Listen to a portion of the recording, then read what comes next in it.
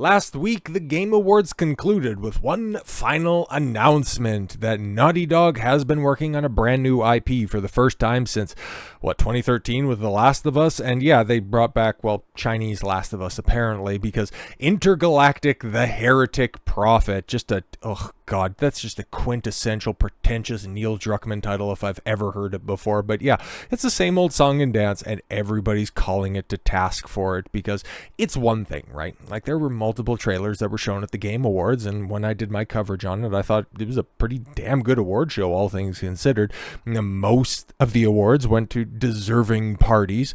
There wasn't a whole lot of cringe, save for two trailers, one of which we're talking about right now, and the other one, we'll talk about tomorrow, because there's a fair amount of cause for concern for both of those, mostly because Naughty Dog, we've seen what they've done ever since Neil Druckmann decided to kick out the one person who could actually write a video game around there, and Amy Hennig, take the entire spotlight to himself, and then just re-release The Last of Us over and over and over again to considerably fewer fans and a significant diminishing return. It's hilarious, right? Because The Last of Us Part 2 Remastered Redux, whatever the hell they're going to be calling it, is coming to Steam in April, I think. It's like, Jesus Christ, better late than never. Mostly because at around that time, it's going to be interesting to see. And I always like to just, keep a pin, or rather mark a date off on the calendar for something so significant as that. Not because I'm going to be checking out the game or anything like that. It'll just be very interesting to see who's ultimately going to be playing that game on Steam, what the numbers are going to look like on that, because, oh boy, there will be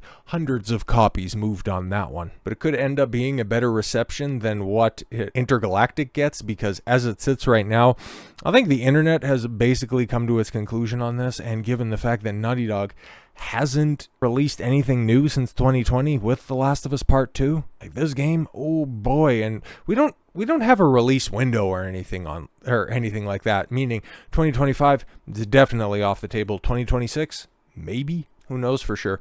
And it's going to be a first-party Sony title, so bro, it's going to be trapped to a really captive audience, and well, you can tell by that headline how captivated they really are. Naughty Dog disables comments for Intergalactic, the Heretic Prophet trailer as dislike ratio explodes. And yeah, I've actually got it pulled up here, and it's very interesting, right? Because between the proper PlayStation account that has 16 million subscribers, the trailer has 1.7 million views at this point in time, and then the Naughty Dog account, which only has 342,000 subscribers, has 1.1 million views on its trailer. And well, we could take a look. I don't want to play this, mostly because it's really bad. I hate this trailer. That's one thing, right? Because there's the other trailer we're going to be talking about tomorrow, where it's just all cinematics. You can't really get much from it. You kind of have to dig below the surface to figure out the quality of game you're eventually going to be playing. In regards to Intergalactic, I mean, you immediately get a sense of what you're dealing with right here from the moment that this thing turns up on screen. Okay, she becomes immediately insufferable, just an entitled, unlikable thing that we have seen from Naughty Dog before. And it's like, yeah, no, we know what we're dealing with here. And yeah, the people have spoken. 85,000 upvotes, which, yeah, no, that's not bad for 1.7 million views. Okay, but 199,000 downvotes. That's not good. Okay, maybe things are a little bit more rosy over there on the home field. Okay, maybe things are looking a little better. Oh no, they're actually statistically worse. 60,000 upvotes, 142,000 downvotes. That's not good. That's really not good. And yeah, you've got. We're going to be talking about that very shortly. I wonder what's the ratio on GameSpot? I have no idea. Okay, we could be walking into a trap on this one. Not entirely sure. Ooh, that's really bad too. Okay, so this thing's getting roasted everywhere you go, except for over with Neil Druckmann, who just put the trailer over there on his Twitter in his little hug box, and you can go ahead and say botted likes all you want, but 2,500 comments, 4,900 reposts. I wonder how many the quote tweets that are, but I don't even think mixed is the best way that we could go ahead and call this reaction, because it's just overall bad. Now, I was never going to be excited to play this game, mostly because I've played a Naughty Dog game before, and they haven't really changed all that much since the original Uncharted came out. They've been using the exact same gameplay mechanics. The Last of Us, for as much as, the original game was quite trend-setting, rather, in the way that you could weave this narrative in with gameplay, and it was quite good, but the gameplay always ended up holding the game back from achieving all-time great status. Everybody who's going to be bag-licking the game is just going to tell you, oh, I didn't mind the gameplay, but that's about the nicest way that you could put that already outdated shit that you were playing in 2020 or in 2013. Everybody was tired of after the first Uncharted. The story was decent. Okay, and then, yeah, The Last of Us Part 2 came around, and it, well, that game's infamy speaks for itself, and when it comes to, yeah, the actual video game part of the video game, it was really clunky. It was really bad. All of the effort went towards the story, and, well, I guess you could only get so much out of a room full of retards with a box of crayons. You can work really hard on something, but you can only produce a quality product if you're using quality tools. And Neil certainly is a tool, but he definitely isn't quality. Going back to this and taking a look at this a little bit deeper, it just kind of reveals how everybody's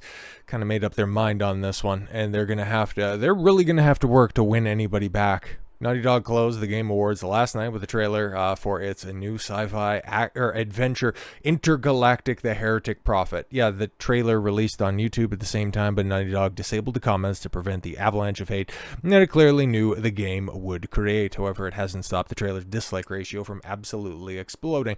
But yeah, you could see from a couple of the other trailers that we pulled up, there's a bunch of different ones that are out there, so if you want to participate in the comment section, feel free.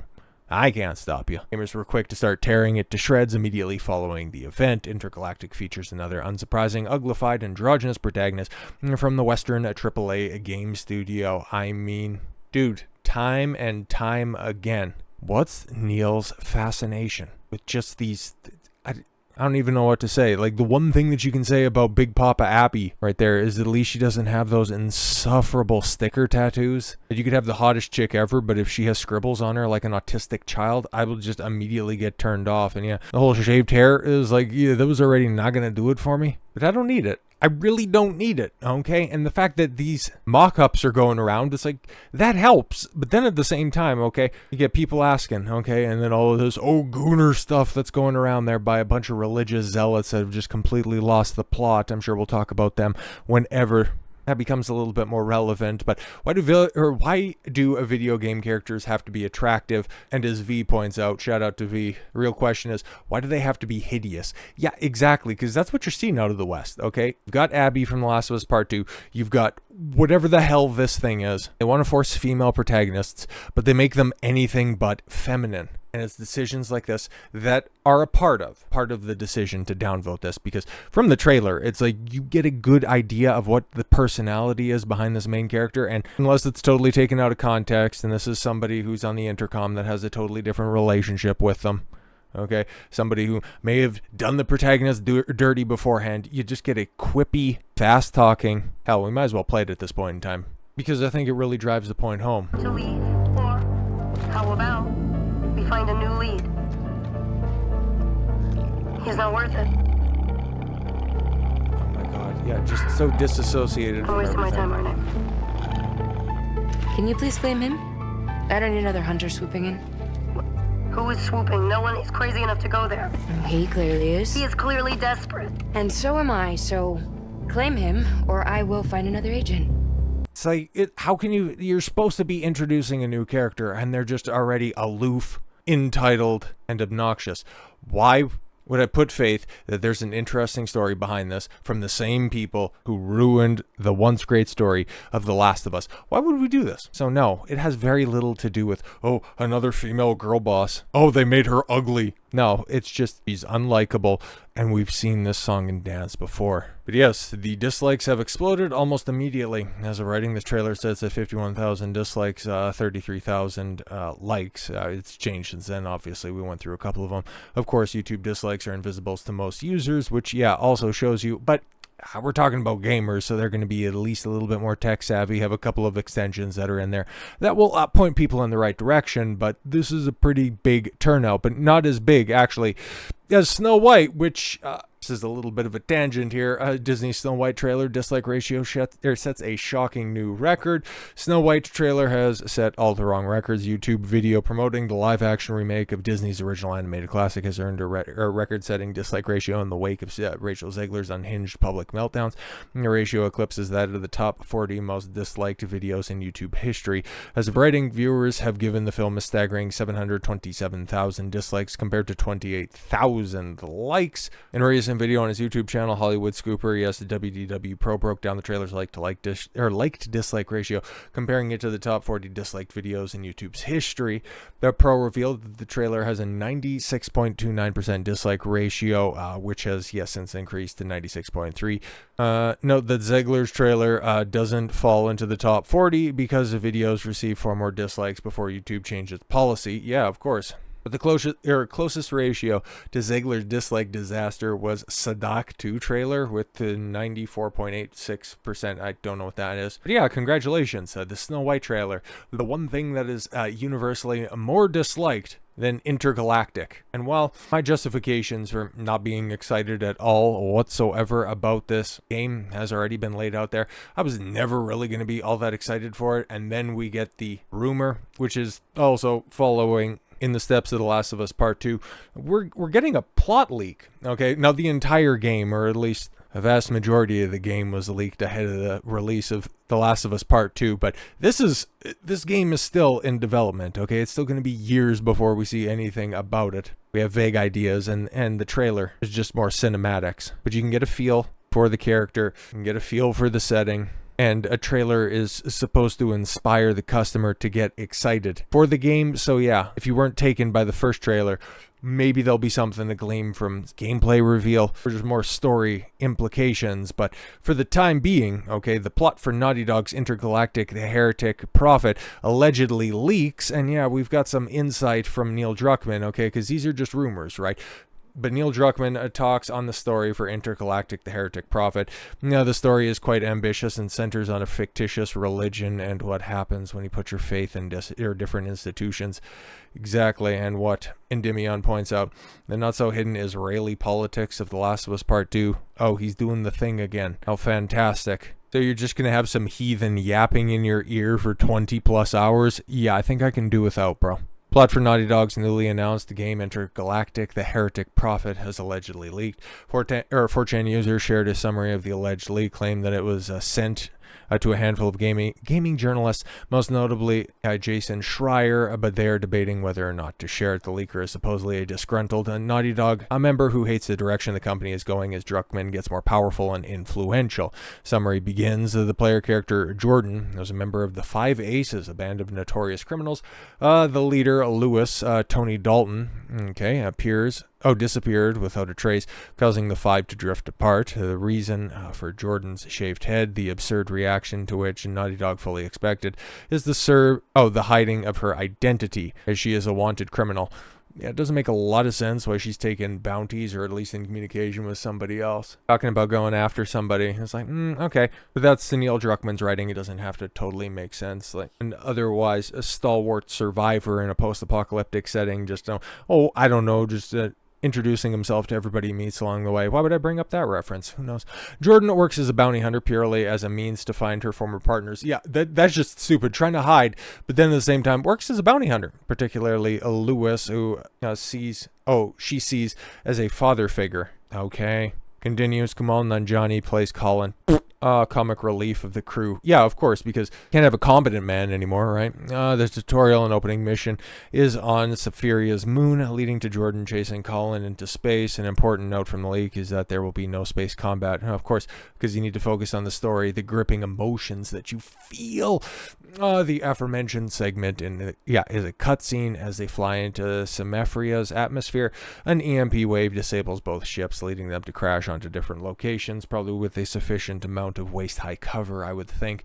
Bulk of the game is described as an open-world Uncharted mixed with sci-fi elements. The majority of the enemy combats are AI-driven machines. Yeah, we've seen that. That's right there at the tail end of the trailer, which, yeah, it's like, okay, cool. That's super cool and all that stuff, right? Where is that gameplay? Well, it's not a gameplay. It's just a cinematic, right, where she's got her goofy little Zack Snyder wannabe Rebel Moon lightsaber that's there. A laser katana or whatever. At least she didn't have to cut off her arms and call upon the powers of her ancestors through the blood of her lineage to wield those sabers. But yeah, she hops on the back of the goofy robots. You find each member of your old crew. They will join you on the ship. Oh, great. You have seamless interactions depending on the day-night cycle. Think RDR2. Oh, Red Dead Redemption 2. Oh, okay. In your search for Lewis, or Luis, whatever it states. A fantastic leak goes on. And the gist of the plot is that Luis sent a message to all members of the Five, excluding Jordan, to meet him on the planet. They were specifically instructed to come alone, and not to mention this to the other members. Yeah, hack writing 101. Once 3 members of the crew besides Luis joins you, the game takes a hard turn, and then there's a whole bunch of scissoring, right? Underground dwelling race of aliens known as Samaphrians kidnap Jordan's teammates. The ship, with all of its decorations, customizations, is destroyed, inspired by Mass Effect 2's Collector's event. But see, that was a good twist that was done over a decade ago. As the Samaphrians, it reveals the Samaphrians resemble humans with some notable differences. Interesting, including the ability to sprout large insect legs that allow them to scale walls, as well as night vision and more of a survival horror shift. You make your way through underground tunnels to try and save your crew. This is once again really sounding like it's going to be character focused, but we know the way that Neil Druckmann writes characters. So if you don't like your characters, or if they're just wonkily developed, this is going to be a hard sell. Eventually, you reach where they're held, and it's revealed that Luis is preparing to execute them in front of a horde of angry Samaphrians, or Semperians? I don't know, man, nor do I care.